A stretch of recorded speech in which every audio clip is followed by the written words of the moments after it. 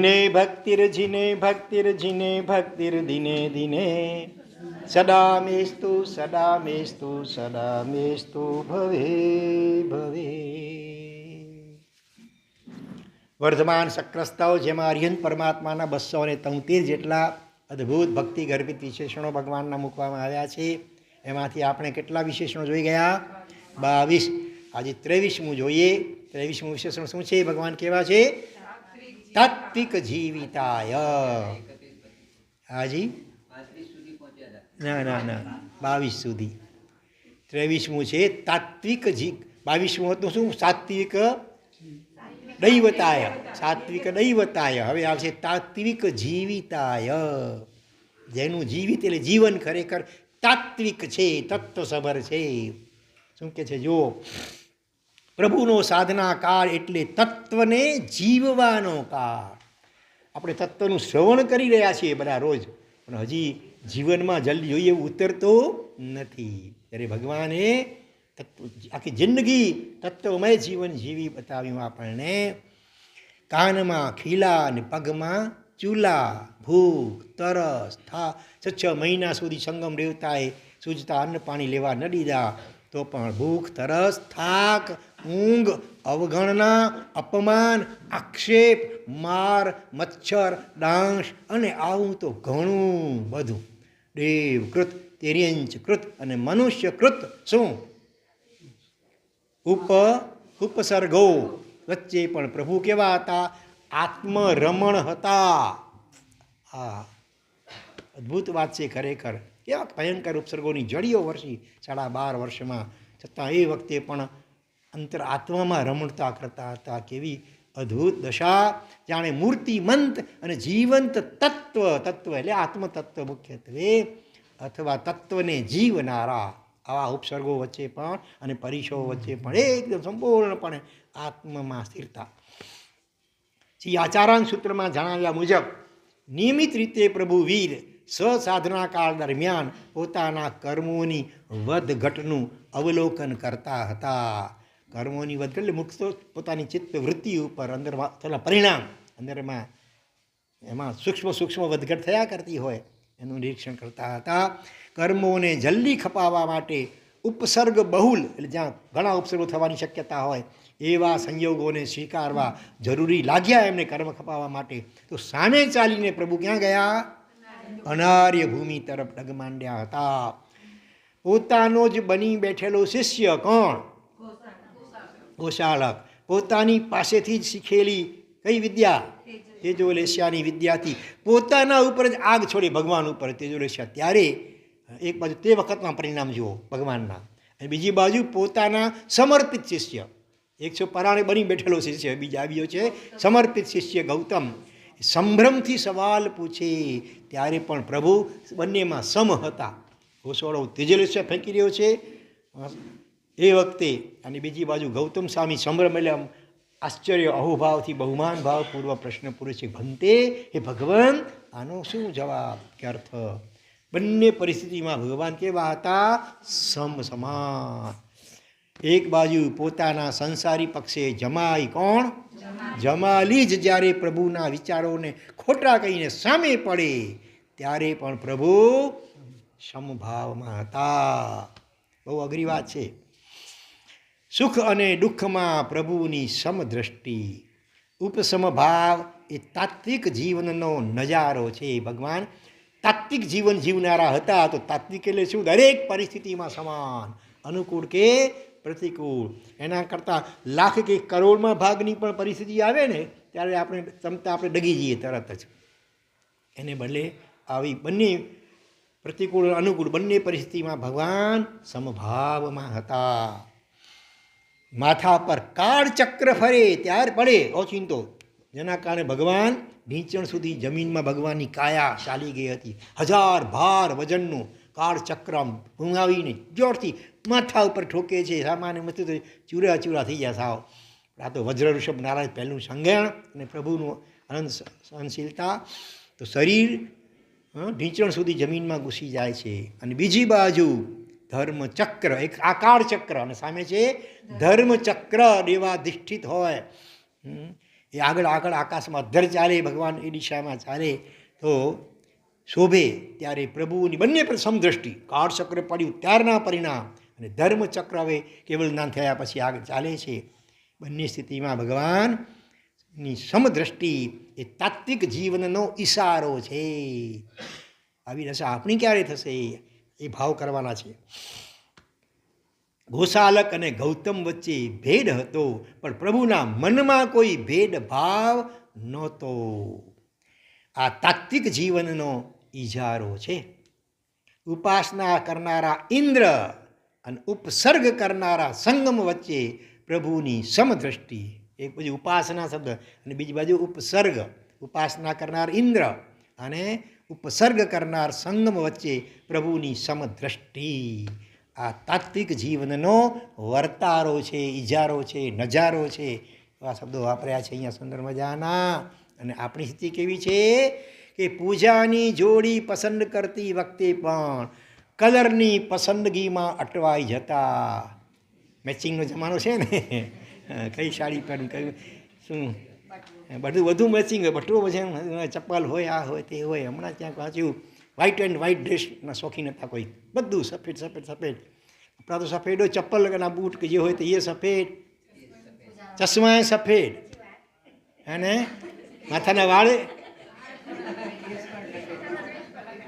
એ ગમે નહીં, ધોળા વાળ કાળા કરવા પડે. તો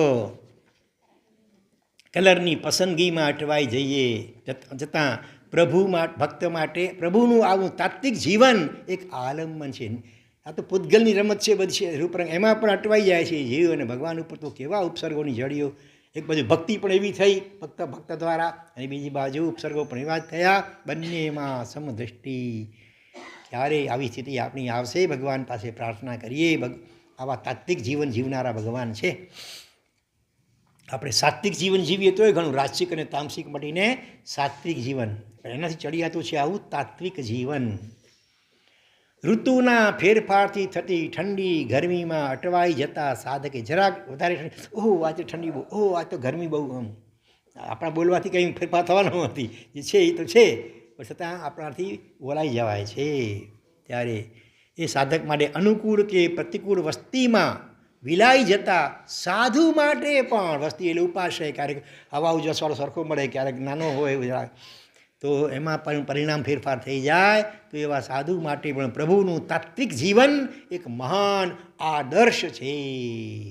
એવા મહાપુરુષો થઈ ગયા નજીકના ભૂતકાળમાં.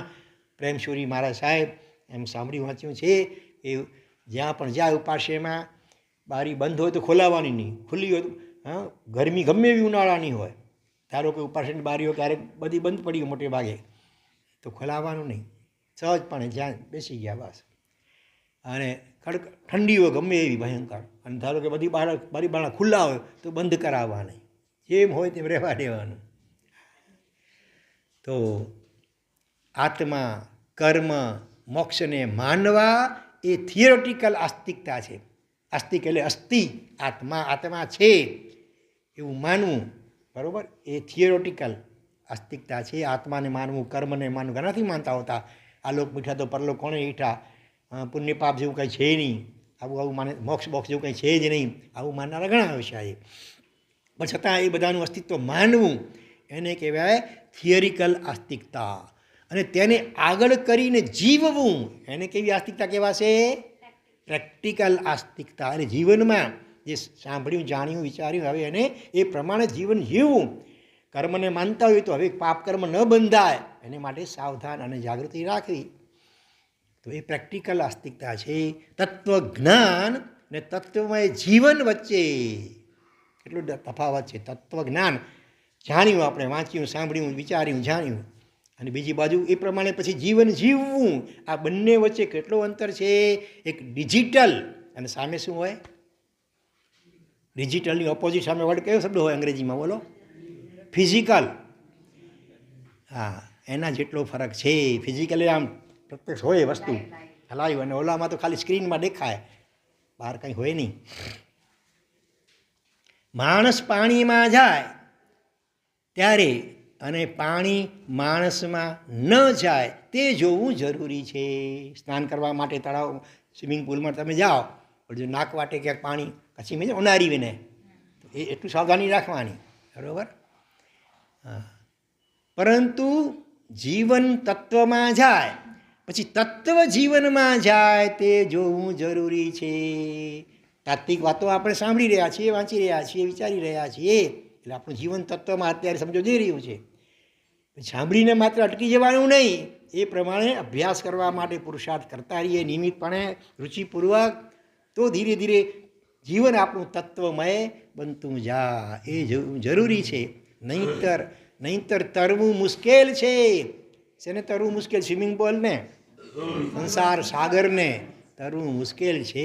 માત્ર સાંભળીને સંતોષ માનીને અટકી જશું તો એ પર્યાપ્ત નથી. સાંભળ્યા પછી એ પ્રમાણે જીવન જીવવા માટે પુરુષાર્થ કરવાનો છે. પુસ્તકનું તત્વ એ પથ એટલે માર્ગ છે. પુસ્તકમાં મોક્ષ માર્ગની તો લખેલી હોય તાત્વિક વાતો. મસ્તકનું તત્વ એ પથ દર્શન છે. પુસ્તકમાંથી વાંચીને મસ્તકમાં આવ્યું, બરાબર. તો એ માર્ગનું દર્શન થયું આપણને કે મોક્ષ માર્ગ આ રીતે છે. તત્વ હસ્તકનું જીવન એ પ્રવાસ પૂર્ણતા તરફ છે. જે પ્રમાણે પુસ્તકમાં સાંભળ્યું, વાંચ્યું, પછી મનથી વિચાર્યું અને એ પ્રમાણે જીવન જીવવું એ આત્માની પૂર્ણતા તરફનો પ્રયાણ છે, બરાબર. મૂળ સ્વરૂપે આપણા આત્મા પરિપૂર્ણ છે, શુદ્ધ ભગવાન જેવો છે, અનંત જ્ઞાનાદી ગુણોથી પરિપૂર્ણ છે. પણ એ ક્યારે શક્ય બને? જે પુસ્તકોમાં વાંચીએ છીએ, સાંભળીએ છીએ, વિચારીએ છીએ એ પ્રમાણે જીવન જીવવા માટે નિયમિત રીતે પુરુષાર્થ કરીએ તો આપણું જીવન પણ ખરેખર તાત્વિક જીવન બની શકે, પરિપૂર્ણ જીવન બની શકે. ચાલો હજી એક વિશેષણ લઈ લઈએ. 24મું વિશેષણ છે નિર્ગ્રંથ પરમ બ્રહ્મ હૃદયાય. નિર્ગ્રંથ કોને કહેવાય? ગ્રંથિ એટલે ગાંઠ. નિર્ગ્રંથ એટલે ગાંઠ વગર, કપડામાં નહીં, મનમાં કેટલી ગાંઠો પડી છે. હું જો જોકું થીવાળું હતી એને કેતા નહીં છડિયા ડીક ભડિયા તો કે ને છડિયા. કેન રમત મેં જવા છે કબડ્ડી, હુતું. હા, હવે આની સાથે ક્યારેય વાત નહીં કરું. આવી ગાંઠો તરસ્યો મરીશ પણ આના ઘરનું તો પાણી પીવે તે બીજા. હા, આ ગાંઠ મોટી, કેન્સરની ગાંઠ કરતાં ભયંકર આ ગાંઠ છે બધી, પ્લેગની ગાંઠ કરતાં ભયંકર. આની સાથે તો ક્યારેય હવે કામ નહીં કરું. દેરાણી જેઠાણી વગેરેમાં પણ થાય. આને ક્યારેય કોઈ કામ નહીં ભણાવું. જ્યારે જરાક કામ સોંપી એટલે ગોટાળા જ કરે. કપડામાં ગાંઠ મારવી પડે છે પણ મનમાં સહજ ગાંઠ બંધાઈ જતી હોય છે. આ ગાંઠને પછીથી ખોલવી બહુ કપરું થઈ પડે છે. ગ્રંથિઓથી રહિત એવા આત્મ સ્વરૂપનું રહસ્ય પામેલા પ્રભુને અહીં આ વિશેષણ દ્વારા નમન થયા છે. નિર્ગ્રંથ જે મહાપુરુષો એમના પણ પરમ બ્રહ્મ હૃદયાય. કોઈના પર નાનો પણ ઉપકાર કર્યા પછી તેના તરફથી યોગ્ય પ્રતિસ્વાદ ન મળે ત્યારે મનમાં કોઈ ગાંઠ વાળતા પહેલાં વિચારજો. શું વિચારજો? તો કોઈના પર ઉપકાર કર્યો એનો મોટો, પછી અવસરે કંઈ એનો બદલો ન વાળે, ઉપકારનો કંઈ પણ ભૂલી જાય બિલકુલ, મનમાં તરત ગાંઠ વળી જાય. બીજી વાર એને કંઈ કરવું જ નહીં. ત્યારે કોને યાદ કરવાના? સમગ્ર પ્રજાને ભોજન વ્યવસ્થા શીખવનારા રાજા કોણ હતા? ઋષભદેવ. અને દીક્ષા બાદ એ જ ઋષભદેવને ગોચરી ફરતા અન્ન જળ મળતા નહોતા. બરોબર, ભગવાને આટલો ઉપકાર આખી પ્રજા ઉપર કર્યો. અનાજને કેમ પકાવવું, રાંધવું બધું શીખવાડ્યું. અને એ જ ભગવાન જ્યારે રાજા બન્યા, ભગવાન બન્યા, ત્યારે પછી એમને રોજ નીકળે 400 દિવસ સુધી, છતાં કોઈને સૂચતું નથી કે ભોજન એમને આપો. આમ જોઈએ તો પ્રજા માટે ગાંઠ વાળવાનું આ નિમિત્ત હતું. ભગવાન ધારે તો ગાંઠ વાળા કેવી પ્રજા છે, અક્કલ ના એમ એવું કેટલા વિકલ્પો આવે. પણ નિર્ગ્રંથ પ્રભુ એ ગ્રંથિથી અળગા રહ્યા. આવી કોઈ ગાંઠ વાળીની પોતાના જ કર્મનો વાંક માત્ર વિચાર્યો અને આત્મભાવમાં સ્થિર રહ્યા. રોજ નીકળે વરવા પાછા. હો, એમની પાસે તો અવધિ જ્ઞાન, મનોપર જ્ઞાન પણ હતું. ધારો તો સહેજ ઉપયોગ મૂકત કે ભાઈ કયા કર્મને કારણે આમ થઈ રહ્યું છે, તો ખ્યાલ આવી જાય. અથવા ક્યારેય મળે હવે ભવિષ્યમાં નિર્દોષ આહાર પાણી મળશે, 400 દિવસ પછી મળશે કોના દ્વારા, શ્રેયાંસકુમાર દ્વારા, તો ત્યારે નીકળીશું વરવા મળી. ત્યાં સુધી શા માટે આ ટાઈમ બગાડવો, જવું ને આવું ને ધક્કા ખાવા ને. પણ હકીકતમાં એ જતા કે આવતા હતા તે વખતે પણ આત્મરમણતા ચાલુ હતી, એમની ઉપયોગ અંતર તરફ હતો. દ્રષ્ટિ વલે આમ હોય ક્રિયા સમિતિનું પાલન, પણ એ જ વખતે ઉપયોગ સાથે પોતાનામાં પણ હોય. એક સાપ આવે છે ને કચ્છી મેં કહ્યું છે, બેમોઈ છે, બેમોઈ ખબર છે, બે મુખવાળી, આમ પણ ચાલી શકે ને આમ પણ ચાલે. એવા તીર પણ આવતા હોય છે, બે બાજુ એનું અણી હોય, આમ પણ હોય ને આમ હોય, બદલ એમ ઉપયોગ બંને રીત. ઉપયોગ તો એવો છે એક સમયમાં બે ઉપયોગ, પણ એક સેકન્ડમાં તો અસંખ્ય સમયો વીતી જાય છે, બરાબર. એવા સાધક કચ્છમાં મેં જોયા છે, માંડવીની અંદર ર ઉપર કંઈક નામ રાજનભાઈ નગર શેઠ, ત્યાંના મૂલચંદભાઈના દીકરા, વાસણના વ્યાપારી. હા, બરાબર. વાસણ દુકાન ઉપર બેઠા હોય, આ ગ્રાહક સાથે લેતી દેતી બધું કરતા હોય, વાતો કરતા હોય, છતાં એ પોતે કહે છે એ વખતે પણ ઉપયોગ સાથે સાથે પોતાના તરફ પણ હોય, જરૂર પૂરતો ઉપયોગ બહાર પણ હોય, અને એ વખતે ઉપયોગનો કેટલા ટકા ભાગ સતત પોતાના તરફ પણ હોય. આવા ગ્રસ્ત સાધકો કચ્છી આ કાળમાં પણ થઈ રહ્યા છે, હજી અત્યારે પણ વિદ્યમાન છે. પ્રેક્ટિસથી બધું શક્ય બને, ધીરે ધીરે અભ્યાસ કરીએ તો શક્ય બને. કોઈ પણ કાર્ય કરતી વખતે, વાતચીત વખતે પણ અંદર તરફ થોડોક ઉપયોગ તો રહેવો જ જોઈએ. આચાર્ય ભક્તિ યોગાચાર્ય હસુજી મારે તો કહેતા હોય છે, હવે પોતે આવા મહાન આચાર્ય છે, સુપ્રસિદ્ધ છે, અનેક સંઘોના અગ્રણી આવે શ્રાવકો, ટ્રસ્ટીઓ વગેરે માર્ગદર્શન લેવા માટે, તો એ લોકો સાથે વાતચીત પણ થતી હોય. અને એ વખતે પણ કહે છે 85% ઉપયોગ અંતર તરફ સતત રહી શકે છે. સાધના વખતે તો સંપૂર્ણપણે ભલે, પણ તે સિવાય વ્યવહારના કાળમાં પણ 15% લગભગ એટલો ઉપયોગ બહાર વ્યવહારમાં આપવો પડે. તો એ વખતે પણ 85% જેટલો ઉપયોગ, એટલે લક્ષ્ય કહો, ધ્યાન કહો આપણું, એ પોતાના આત્મા તરફ રહી શકે છે. અભ્યાસથી બધું જ સાધ્ય છે. તો અહીંયા ભગવાન એ જતા હતા વોરવા, એ વખતે કંઈ સાધનામાં ભંગ નહોતો પડતો, એ પ્રમાણે તો એ વખતે પણ અપ્રમત. ભગવાન મહાવીર સ્વામી 12.5 વર્ષમાં એમનો પ્રમાદ કેટલો, માત્ર 2 ઘડી 48 મિનિટ. એ ભિક્ષા વારવા જતા હતા, વાપરતા બધું કરતા હતા કે નહીં, પારણ કરતા હતા, 150 તો પારણા કર્યા કે નહીં. તો વાપરતી વખતે કે ભિક્ષા વારવા જતી વખતે ઉપયોગ નહોતો, આત્મા હતો ઉપયોગ, આત્મા તરફ. ત્યાં પ્રમાદની વ્યાખ્યા એ છે, આત્માનું વિસ્મરણ થવું એ જ પ્રમાદ. ખાવું ચાલુ હાલું બોલવું પીવું એવી કંઈ પ્રમાદ નથી. એ વખતે ઉપયોગ આત્મામાં ચૂકાઈ જાય અને ખાવા પીવામાં ઉપયોગ જતો રહે સંપૂર્ણપણે, તો પ્રમાદ કહેવાય. વાતચીતમાં સંપૂર્ણ ઉપયોગ વાતચીતમાં પરવાય તો એ પ્રમાદ કહેવાય. એ વખતે પણ આત્માની જાગૃતિ, આત્મા તરફ ઉપયોગ સાથે ચાલતો જ હોય. એટલે માત્ર 48 મિનિટ જેટલો જ પ્રમાદ કાળ કહેવાય હોય, પણ ધ્યાનમાં ઊભા ક્યારેક સહેજ ઝોંકો આવી ગયો, સહેજ એનો સરવાળો બધો કરો તો 48 મિનિટ જેટલો 12.5 વર્ષમાં. તો ઘોષાળકનો સમગ્ર વૃત્તાંત વાંચવા જેવો છે. કેટલીય વાર ક્યાંક અટકચાળો કરી આવે ત્યારે પ્રભુ તેને બચાવી લેતા હતા. આટલા ઉપકારો કર્યા, ક્યાં એવો અટકચાળો કરે કે કોઈક એને ત્રીજો લેશિયા કોઈકે ફેંકી હતી, ભગવાનની સામે બચાવવા વડે શીત લેશિયા ફેંકી હતી ઘોષાળને બચાવવા માટે. ઘોષાળક ક્યાંય સુધર્યો નથી, ત્યારે પણ પ્રભુએ એના માટે કોઈ ગાંઠ વાળી નહોતી કે આ છે જેવો, હવે એ જાણે એના કર્મ જાણે આપ નહીં. પોતાના કર્મ, ભવિતવ્યતા અને સામી વ્યક્તિના સ્વભાવને પ્રભુ ચિંતવતા. સવ્ય જીવા કમ્મ વસ, વિચારો કર્મને આધીન છે, મૂળ સ્વરૂપે તો સિદ્ધ ભગવાન જ છે. પછી એના મૂળ સ્વરૂપ તરફ લક્ષ્ય રાખતા હતા. આપણે પણ કોઈ પણ વ્યક્તિને જોઈએ ત્યારે આ એક્સરે દ્રષ્ટિ કેળવીએ. માત્ર કેમેરાને લેન્સ, કેમેરો માત્ર ઉપર છલું ફોટો પાડે, ત્યારે એક્સરે શું કરે, અંડર સુધી પહોંચી જાય. તો અંડરમાં તો બધા ભગવાન છો, કરીને બધા ભગવાન છો. હા, જીવ માત્ર કીડી હોય કે કંથુ હોય કે મચ્છર હોય, માખી હોય, બધા ભગવાન છે. આ તત્વદ્રષ્ટિ ભગવાન આપણને આપી રહ્યા છે. દરેક જીવમાં ભગવાનને જુઓ, તો પછી ગુસ્સો કે ક્રોધ કે શા માટે આવે ભાઈ, દોષ કેમ ના દે વિચારાય. અત્યારે જે કાંઈ સ્થિતિ છે એની બાહ્ય સ્થિતિ એ કર્મજન્ય છે, એ કંઈ કાયમ રહેવાની નથી. ક્યારેક ને ક્યારેક વહેલું મોડું પણ એની અસલી મૂળ સુધી પ્રગટ થવાની જ છે. અત્યારથી જ એને એ સ્વરૂપે જુઓ, સિદ્ધ ભગવાન તરીકે. એક બાજુ નમો સિદ્ધાણમ બોલીએ, તેમાં નમો સિદ્ધાણમ એટલે ત્રણેય કાળના અનંતાનંદ સિદ્ધ ભગવાન નમસ્કાર છે. માત્ર વર્તમાન કાળમાં ઉપર છે એને નહીં, ભવિષ્યમાં થવાના છે અનંતકાળ પછી પણ એમને પણ નમસ્કાર છે. તો ભવિ દરેક જીવ આવી જાય એમાં, ભવ્ય આત્મા વ્યવહાર રાશિમાં આવી ચૂકેલા. એક બાજુ નમસ્કાર કરીએ ને બીજી બાજુ પછી એનો દોષ જોઈએ કે ટીકા કરી ઈંડા કરીએ તો પછી નમસ્કાર મંત્ર આપણે ફળે કઈ રીતે છે? તો ઘણું સમજાવવા છતાં સંતાન, તમારું સંતાન ન જ સુધરે ત્યારે જીવ બાળવું નહીં, કે ગાંઠ બાળવાને બદલે પ્રભુનું ઉદાહરણ લાઈવ કરવું. બરાબર કલ્યાણજીભાઈ? શું કહે છે? પ્રભુનું ઉદાહરણ મગજમાં યાદ કરવું, સામે લાવવું. નિર્ગ્રંથતાની ખરી વ્યાખ્યા પ્રભુના જીવનમાં વાંચવા મળે છે. નિર્ગ્રંથનાથ પરમાત્માને અનંત સર નમસ્કાર હો, નમસ્કાર હો, નમસ્કાર હો. ઓમ શાંતિ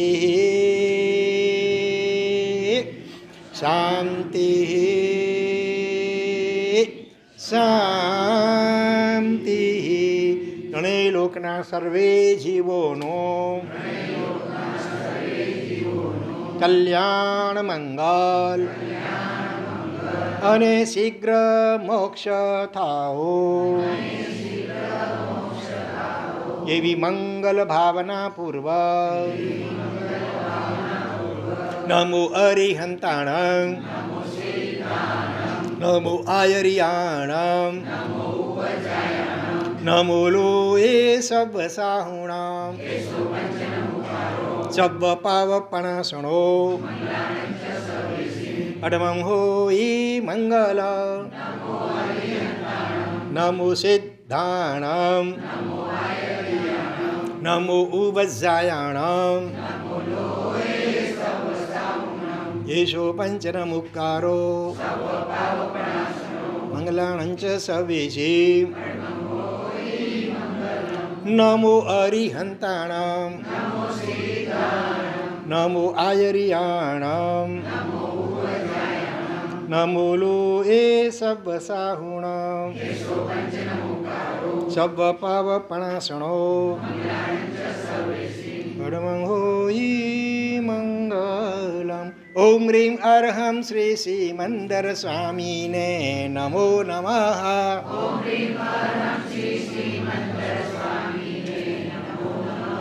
ઓમ રીમ અર્હમ શ્રી યુગમંદર સ્વામીને નમો નમઃ.